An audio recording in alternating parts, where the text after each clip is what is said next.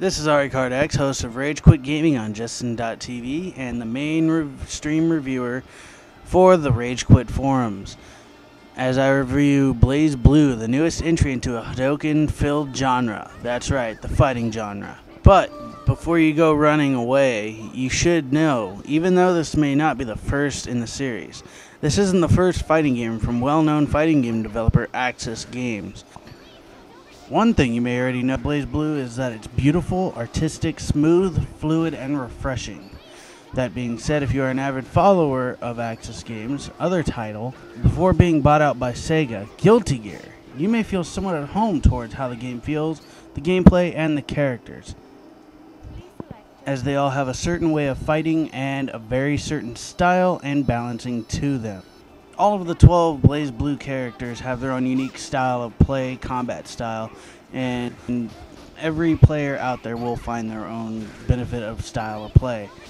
No real player has the absolute edge over another character, nor do they have a spam move where they can just use the same move over and over to get the upper edge on any other player. The game is completely and very, very uniquely balanced and is a great touch to what is the first game in this series.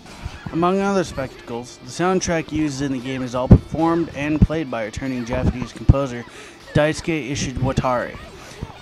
Returned to show what many would say would be his best work for Aka Games with his great guitar solos for Ragnar's stage. Black Onslaught! Black Saga! Nightmare Ray! Destruction!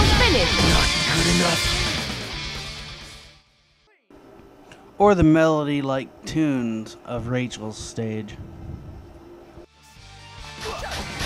Terrible, terrible.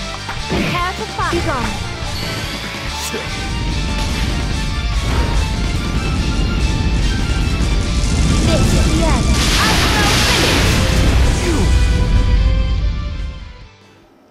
The entire roster of characters is unlocked from the start. The benefit from this design choice is that players won't have the want to stick with only one character and be willing to experiment with all of them more than once, and be willing to find who they really can play and play well. You have three means in order to get the hang of these characters. You can either go through the standard arcade mode, story mode, or score attack. In arcade mode, you pick your fighter, fight against 10 random characters and 2 story-driven characters, and usually you unlock something cool for your character after you beat the mode with a character of your choosing. Score attack has many of the similarities of the arcade mode, but instead of the story driving it, it just goes on as you try to beat a score that you set each time with the character.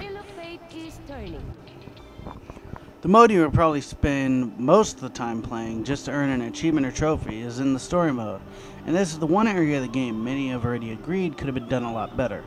With a breathtaking anime intro and certain parts of the story having anime cutscenes. Jin!